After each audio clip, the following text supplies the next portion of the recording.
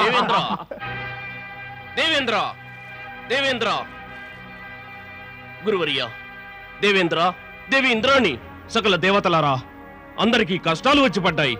కష్టాలు వచ్చి పడ్డాయా? అంతటి కష్టాలు ఏమొచ్చాయి వాయుదేవా?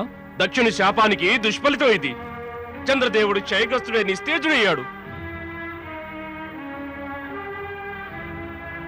అతను ప్రకాశించకపోవడంతో పృథ్వీవాసులు నక్షత్రలోకులు భీతి చెందుతున్నారు. వాతావరణం అంధకార బంధురమవుతోంది. ఇక ఈ సృష్టిలోని సంతులనం అంతా పూర్తిగా దిగజారుతోంది.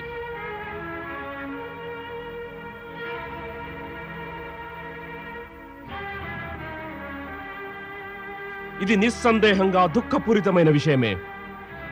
వెంటనే ఈ సమస్యను పరిష్కరించడానికి ఎటువంటి ఉపాయము లభించకపోతే చంద్రదేవుడు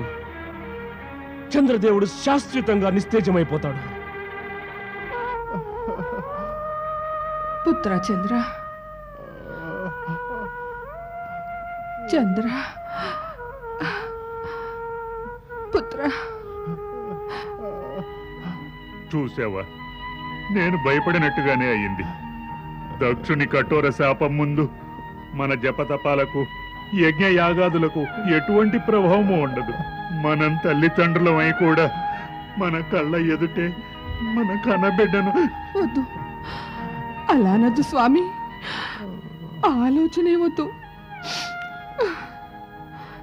జన్మనిచ్చిన తల్లిని ఎంత ధైర్యాన్నన్నా కూడగట్టుకుని మన చంద్రుని రక్షించుకోవడానికి మృత్యువునైనా ఎదురుస్తాను. నేను నా పుత్రుణ్ణి ఏమాత్రం వదులుకోలేను. పరమపిత, చంద్రుడు శాశ్వతంగా అస్తమించవలసిందేనా? తారలన్నీ మళ్ళీ మరొక నూతన మార్గాన్ని అన్వేషించవలసిందేనా? మార్గమే లేదా? హే సృష్టికర్త, తమరు చేసిన సృష్టికే కష్టాలు ముంచుకొస్తున్నాయి. ఇది సత్యమే, చంద్రుడు అపరాధం చేశాడు. ఇది సత్యమే, దక్షుడు ఆగ్రహించి అపరాధం చేసిన తన జామాతను శపించాడు.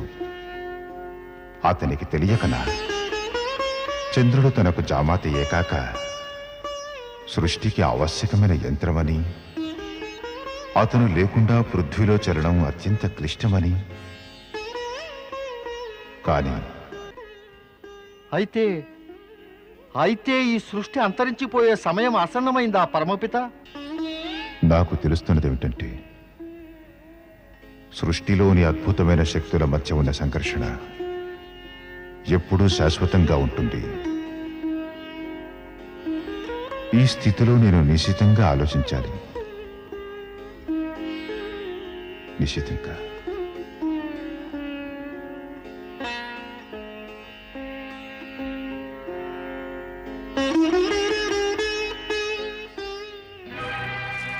దేవర్షి, ఈ సృష్టి విపత్తుల పాలవుతూ ఉంటే బ్రహ్మదేవులు ధ్యానంలో ఉన్నారా? ఇప్పుడు వారి ధ్యానంలో సృష్టి చింతనే ఉంది దేవేంద్ర, ఇంకేమీ లేదు. అయితే దీని గురించి ఎంత ఆలోచించవలసిన అవసరం ఏముందో చెప్పండి. బ్రహ్మదేవులు చేయవలసిందల్లా చంద్రుణ్ణి శాప విముక్తుణ్ణి చేయడానికి తన మానసపుత్రుడైన దక్షునికి నచ్చ చెప్పడమే. లేకపోతే సృష్టిలో ప్రళయం వస్తుంది దేవర్షి, ప్రళయం వస్తుంది. అలా కానే కాదు దేవేంద్ర, అందరం నిదానంగా ఆలోచించాలి. ఇది మనకు పరీక్షా సమయమయ్యా. పరమేశ్వరుడైన శంకరుని దయతో చంద్రుణ్ణి రక్షించుకునే మార్గం తప్పక లభిస్తుంది. ఎక్కడున్నారు ప్రభు?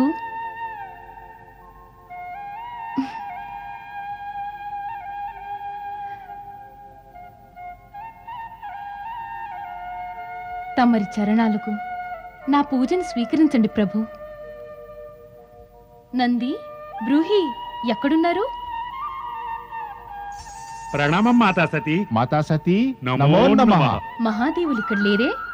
నంది, వారు ఎటు వెళ్లారు? నాకు ఆశ్చర్యంగా ఉంది మాత. పరమేశ్వరుల దర్శనం కోసం నేను వచ్చినప్పుడు ఆ పరమేశ్వరులు నాకు కనిపించలేదు మాత. తెలియటం లేదు ఎటు అదృశ్యమయ్యారో. మహాదేవి సతీ నమో నమః. నిజానికి నేనెవరో మీకు తెలీదు. ఎలా తెలుస్తుంది? తమరి దర్శనం ఇదే ప్రథమం. తమరు ఎవరు తల్లి? ఇది తెలుసుకోవడానికి కుతూహలంగా ఉంది. నేను అత్రి మహామునుల ధర్మపత్నిని. చంద్రుని మాతృదేవత అనసూయను మహాదేవి సతీ. పరమశివునికి తమరికి ప్రణామం చేయడానికి వచ్చాను. తమరు చంద్రుని మాతృదేవతలా? అంటే నా తోబుట్టులకు అత్తగారన్నమాట. తమకు స్వాగతం తల్లి. తమరు మాకు పూజనీయులమ్మా. ఎక్కడున్నారు మహాదేవులు? మాకే ఆశ్చర్యంగా ఉంది. వారు ఎటు అదృశ్యమయ్యారో అని. నా ఉద్దేశంలో దౌర్భాగ్యపు ఛాయలు నన్ను వదిలిపెట్టవేమో అనిపిస్తోంది. ఎంత ఆశతో వచ్చానో మహాదేవుని దర్శించుకుందామని. ప్రత్యక్షంగానో లేదా పరోక్షంగానో ప్రభు సదాశివులు జగత్తు అంతటా విస్తరించున్నారు. ఇక భక్తుల కష్టాలను నివారించడానికి వారు సదా తత్పరులే ఉంటారు. తమరి మదిలోని కోరికని తెలియచేయండి. సదాశివులు తమరి ప్రార్థన తప్పక వింటారు.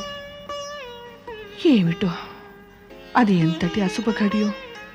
అప్పుడు దక్ష ప్రజాపతి పుత్రికల వివాహ సంబంధాన్ని మా పుత్రునితో కుదుర్చుదామని వచ్చారు.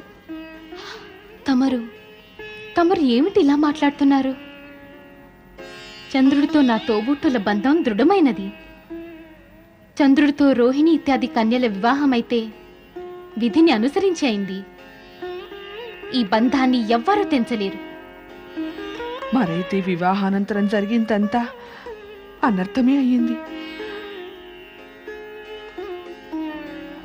అన్ని లోకాల్లోనూ తెలుసు నా పుత్రుడు చంద్రుడు స్వభావంలో చంచలుడు, ఉద్రేకపరుడు అని. తమరి తోబుట్టువులందరికన్నా రోహిణి అంటేనే అతనికి ఎంతో ప్రేమ. దానికి ఫలితం నేడు చంద్రుడు అనుభవిస్తున్నాడు. ఏమైంది చంద్రదేవునికి? తమరి తండ్రి దక్ష ప్రజాపతి క్రోధంతో చంద్రుని శపించేశారు. క్షయరోగగ్రస్తుడు కావలసిందిగా. ఇప్పుడు ఈ కష్టం నుంచి మహాదేవుడు కాక ఇంకెవరు మమ్మల్ని కాపాడలేరు. పితృదేవా, తమరు ఏమిటి ఇలా చేశారు? తమరి జామాతిని శపించి తమరి పుత్రికల్ని వైధవ్యానికి గురి అయ్యేలా చేశారంటే. కానీ మాత, మీరు నన్ను విశ్వసించండి. నా పితృదేవుల శాపం చంద్రునికి నష్టాన్ని చేకూర్చలేదు. మీకంత విశ్వాసం ఉందా? ఎలా? సృష్టి క్రమాన్ని అనుసరించి సూర్యుడు, చంద్రుడు, గ్రహ నక్షత్రాలు అమరులు. ప్రళయం వచ్చినా వారిని ఎవరూ అంతం చేయలేరు. కానీ శాపం వలన కొన్ని కష్టాలు కలగవచ్చు. మా చంద్రుని కష్టాలను తొలగించుకోవడానికే మహాదేవుని శరణం కోసం వచ్చాను. మా కష్టాలు నివారించుకోవడానికి ఉపాయం తెలపండి మహాదేవి. చరాచరపతి అయిన శివుని అఖండ ఆరాధనతో అసంభవం కూడా సంభవం అవుతుంది. నేను కూడా ఇలా ఆరాధించి కైలాసవాసుని చరణాలను పొందగలిగాను. శాప ప్రభావం లేకుండా ఉండేందుకు ఒకే ఉపాయం ఉంది. అది మృత్యుంజయ మహాదేవుని ఆరాధన. ఓం నమః శివాయ. మృత్యుంజయ మహాదేవ నమోస్తుతే.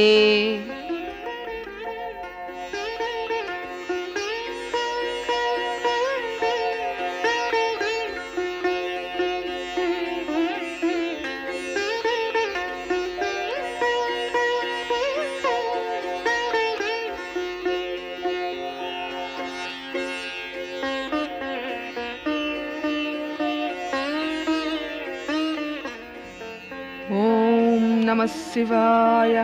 మృత్యుంజయ మహాదేవ నమోస్తుతే. పరమపిత బ్రహ్మదేవ, తమరు శివారాధన చేసి చంద్రుని శాప విముక్తికి ఉపాయాన్ని తప్పక తెలుసుకుని ఉంటారు. దయచేసి తెలపండి. చంద్రుని శాప విముక్తికి ఒకే ఉపాయం ఉంది. మృత్యుంజయ మహామంత్రం ద్వారా శివారాధన. ఆ మంత్రమిదే. ఓం నమః శివాయ. మృత్యుంజయ మహాదేవ నమోస్తుతే. మృత్యుంజయ మహామంత్రమా? అవును, మృత్యుంజయ మహామంత్రంతో శివుని అఖండమైన కృప ప్రాప్తిస్తుంది. ఇక మృత్యువు దూరం అయిపోతుంది. పరమపిత, మేమందరము కలిసి ఈ మృత్యుంజయ మహామంత్రంతో శివారాధన చేస్తాము.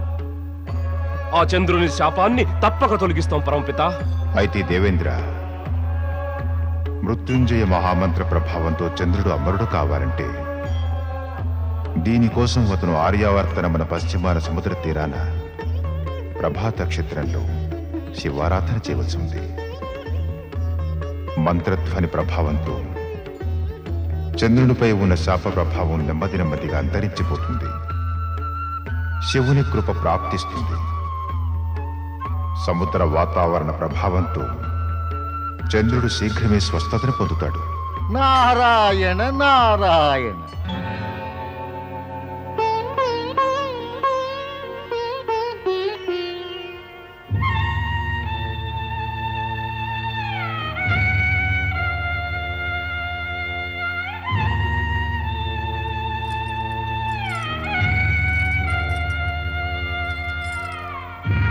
స్వామి, తమరి దుస్థితికి నేనే కారణం స్వామి.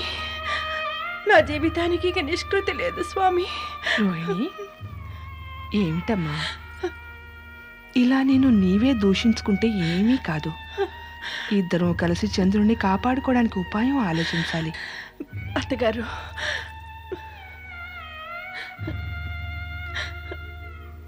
ఏమిటిది రోహిణి? మన చంద్రుని దుస్థితి కారణం నువ్వా? ఏమాత్రం నిజం కాదు. నువ్వైతే మా చంద్రుని హృదయాన్ని ప్రేమతో నింపావు, సుఖాన్నిచ్చావు. అతని దుస్థితికి నువ్వెలా కారణమవుతావు? అత్తగారు, నాకు తెలుసు. నీ తోబుట్టువులను నిర్లక్ష్యం చేశాడు. ఇది చంద్రునికి సమంజసం కాదు. దీనికి అతని దోషి అనలేను కూడా. మరి మరి దోషమంతా నాదే. నాకేమీ అర్థం కావడం లేదు. నీ పితృదేవులు చేసిన ప్రస్తావనే అంగీకరించకుండా ఉండవలసింది. ఆనాడు తన 27 కన్యల వివాహాన్ని మా చంద్రునితో చేయమని అర్థించారు. మరి తమరే ఆ విధంగా అన్నారు కదా, ఇది విధి విలాసమని. దీన్ని ఎవరు తప్పించలేరని. విధి వ్రాతలో ఉన్న దౌర్భాగ్యాన్ని తప్పించడం ఎవ్వరికీ సాధ్యం కాకపోయినా రోహిణి, మన తప్పు తప్పే కదా. ఆ తప్పుకి ఫలితం తెలుసో తెలియకో అందరూ అనుభవించాల్సిందే. అయితే నా తోబుట్టుల కోరికల సంగతి ఏమిటి? వారు కూడా నాతో సమానంగా చంద్రదేవుని మనస్ఫూర్తిగా భర్తగా స్వీకరించారుగా. మనస్సులోనే భర్తగా స్వీకరించడం అంటే వివాహానికి వారిని నిర్బంధించడం కాదు రోహిణి. నీ తండ్రి దక్షుని కర్తవ్యం ఇలా కాకుండా ఆపి ఉండాల్సింది. మరి ఈ ప్రస్తావనను చంద్రదేవులు కూడా మారు మాట్లాడక అంగీకరించారు కదా. చంద్రుని మనోభావాలను తెలుసుకోవడం అది మా ఇద్దరి కర్తవ్యం రోహిణి. అదే పాటించలేదు. దానికి దండన లభించింది కూడా. మనం గతాన్ని జ్ఞప్తికి తెచ్చుకుంటే ఏ లాభమూ లేదు. ఏదేలా ఉన్నా ఇప్పుడు చంద్రుని కాపాడుకోవాల్సిందే రోహిణి. అందరూ అంటారుగా శాపాన్ని నిర్వీర్యం చేయలేమని. దాని ప్రభావం ఉండనే ఉంటుందట. నాకేమీ అర్థం కావడం లేదు. మనం ఏం చేయాలో. అందుకే శంకరుని శరణు కోరి కైలాసం వెళ్ళాను.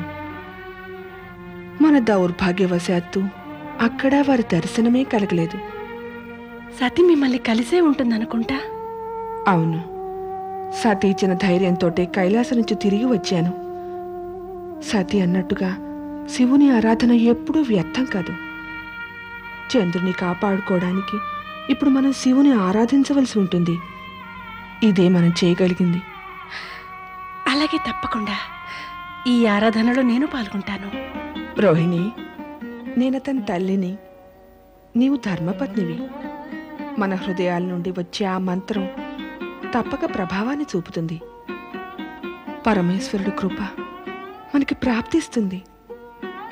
చంద్రుని శాపం అంతమై తీరుతుంది. నారాయణ నారాయణ. దేవి రోహిణి, నిశ్చింతగా ఉండు. పరమేశ్వరుడైన భోలానాథుని కృపతో కష్టాలు తప్పక తొలగుతాయి. నిజంగానా దేవర్షి? నారాయణ నారాయణ. హరిభక్తుడెప్పుడు అబద్ధమాడడు. పరమపిత బ్రహ్మదేవులు శివుని ధ్యానించి ఈ సంకట స్థితి నుంచి బయటపడే ఉపాయం చెప్పారు. ఉపాయం ఏమిటి దేవర్షి? రోహిణి, ఆర్యావర్తనానికి పశ్చిమ భాగాన ప్రభాత క్షేత్రం ఉంది. దాని సముద్ర తీరాన శివలింగాన్ని స్థాపించి పరమేశ్వరుని మృత్యుంజయ మంత్రాన్ని నిరాటంకంగా జపించడంతో నీ భర్త మృత్యుముఖాన పడకుండా తిరిగి వెనక్కొస్తాడు. మరి ఈ మృత్యుంజయ మంత్రం ఏమిటి దేవర్షి? ఓం నమ శివాయ మృత్యుంజయ మహాదేవ నమోస్తుతే.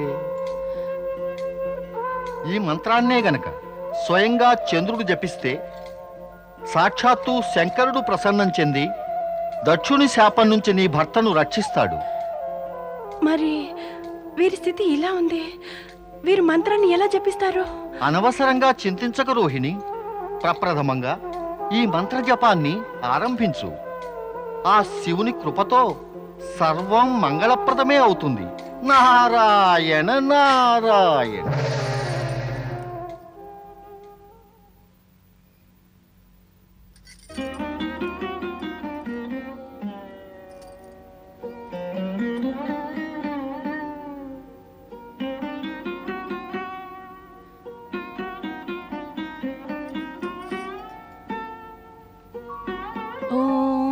नमः शिवाय मृत्युंजय महादेव नमोस्तुते. ఓం నమః శివాయ మృత్యుంజయ మహాదేవ నమోస్తుతే. ఓం నమః శివాయ మృత్యుంజయ మహాదేవ నమోస్తుతే. ఓం నమః శివాయ మృత్యుంజయ మహాదేవ నమోస్తుతే. ఓం నమః శివాయ మృత్యుంజయ మహాదేవ నమోస్తుతే. ఓం నమః శివాయ మృత్యుంజయ మహాదేవ నమోస్తుతే. ఓం నమః శివాయ మృత్యుంజయ మహాదేవ నమోస్తుతే. ఓం నమః శివాయ మృత్యుంజయ మహాదేవ నమోస్తుతే. ఓం నమః శివాయ మృత్యుంజయ మహాదేవ నమోస్తుతే. ఓం నమః శివాయ మృత్యుంజయ మహాదేవ నమోస్తుతే. ఓం నమః శివాయ మృత్యుంజయ మహాదేవ నమోస్తుతే. ఓం నమః శివాయ మృత్యుంజయ మహాదేవ నమోస్తుతే. ఓం నమః శివాయ మృత్యుంజయ మహాదేవ నమోస్తుతే. ఓం నమః శివాయ మృత్యుంజయ మహాదేవ నమోస్తుతే.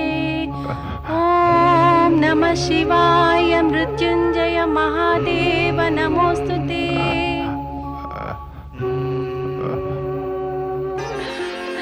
స్వామి, స్వామి మీరు మాతే.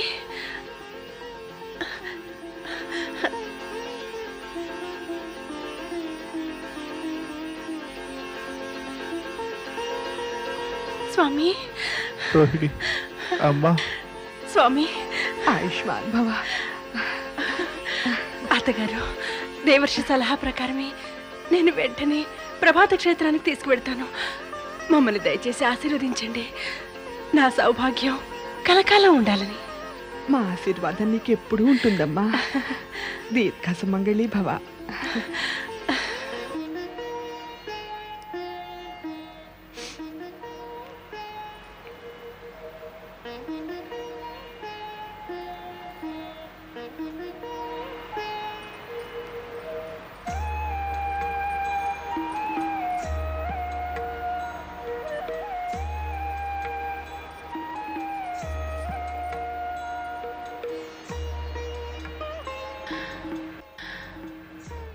మహాదేవ, మమ్మల్ని కరుణించు.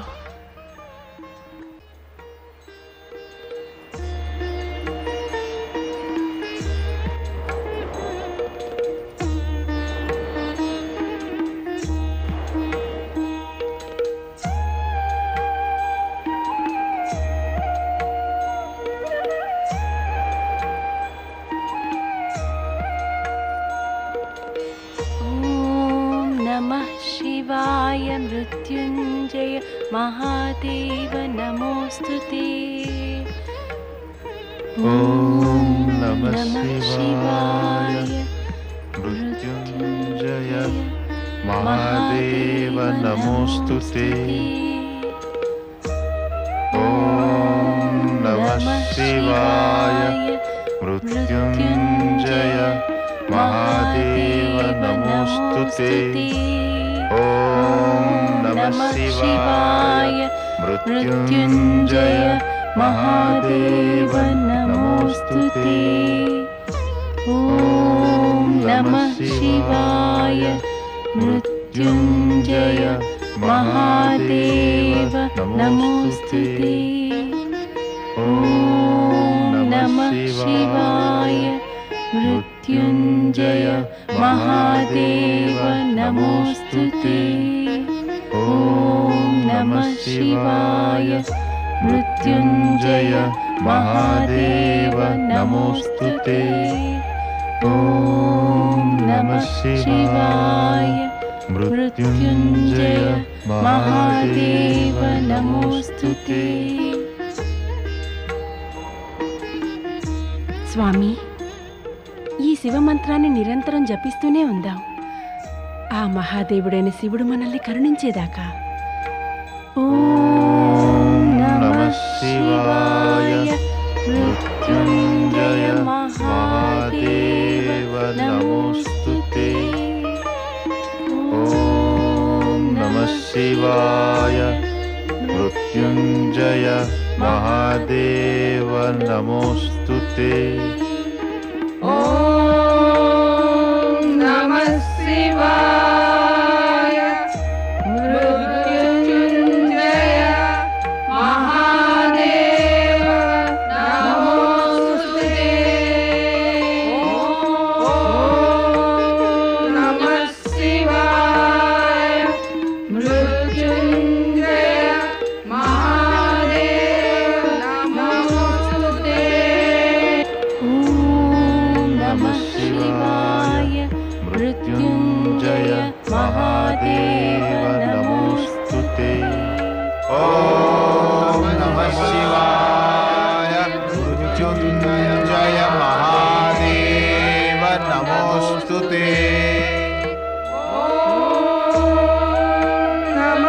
శివాయ మృత్యుంజయ మహాదేవ నమోస్తుతే ఓం నమః శివాయ మృత్యుంజయ మహాదేవ నమోస్తుతే ఓం నమః శివాయ మృత్యుంజయ మహాదేవ నమోస్తుతే ఓం నమః శివాయ మృత్యుంజయ మహాదేవ నమోస్తుతే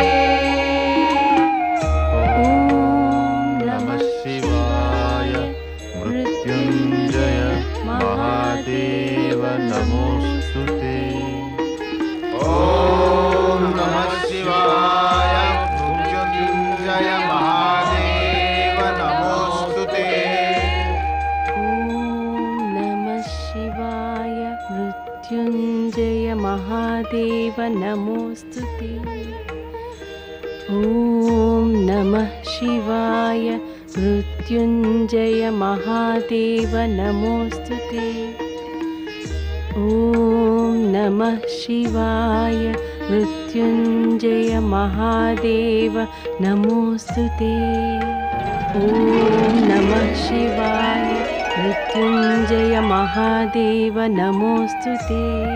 దేవి, స్వామి స్వామి, శాపగ్రస్తుడైన చంద్రుడి దుస్థితిని నివారించండి. లేదా మా తోబుట్టులకే కాక సృష్టి అంతటా అనర్థం జరిగిపోతుంది. ప్రళయం రాకుండా రక్షించలేరా? చింతించకు ప్రాణేశ్వరి, చంద్రదేవునికి శాప విమోచనం తప్పక కలుగుతుంది.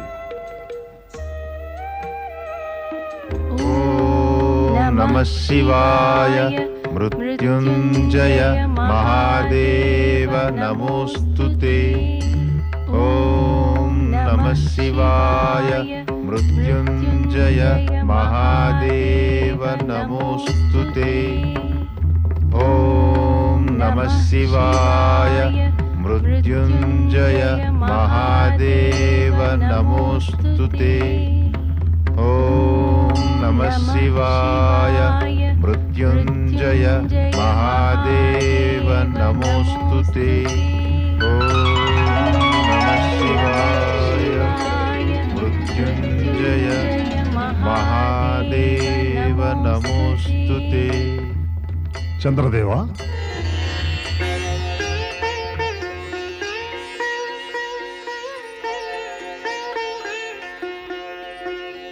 ఓం నమః శివాయ మృత్యుంజయ మహాదేవ నమోస్తుతే. మృత్యుంజయ మంత్రాన్ని నిరంతరం జపించి నన్ను ప్రసన్నుని చేసుకున్నావు. అలాగే మృత్యువుని కూడా జయించావు. ఇప్పుడు నీకు ఏ విధమైన భయమూ లేదు.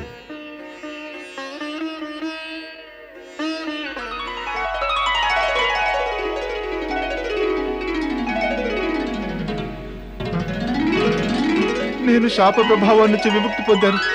శాప విముక్తులయ్యారు ప్రభు. పరిపూర్ణంగా కాదు. అయితే శాపానికి చెందిన కొద్ది ప్రభావం మాత్రం నీపైన తప్పకుండా ఉంటుంది. అదిలా ప్రభు? దీని కారణంగా ప్రతి మాసం కృష్ణపక్షంలో నీవు క్షీణించి అమావాస్యకు చేరి ఆకాశం నుండి అదృశ్యమైపోతావు. అయితే నేను ప్రసాదించిన వరప్రభావంతో శుక్లపక్షాన నీ తేజస్సు పెరుగుతుంది. ఇక పౌర్ణమి రావడంతో నీవు మళ్ళీ నీ సహజమైన రూపాన్ని సంతరించుకుంటావు. మంగళాని భవంతు. మహాదేవ, అనుగ్రహిస్తే నాదో విన్నపం. చెప్పు. ఈ శివజ్యోతి నేడు నన్ను రోగం నుండి విముక్తుని చేసి మరో కొత్త జీవితాన్ని ప్రసాదించింది. అలాగే నీ భక్తులందరినీ కూడా భయంకరమైన రోగాల నుండి కాపాడు స్వామి. మరో విన్నపం స్వామి, నీ దివ్య జ్యోతి ఇక్కడే విరాజిల్లుతూ ఉండాలి. ఇక రానున్న యుగ యుగాల వరకు శివభక్తులను చల్లగా చూడు తండ్రి. తథాస్తు.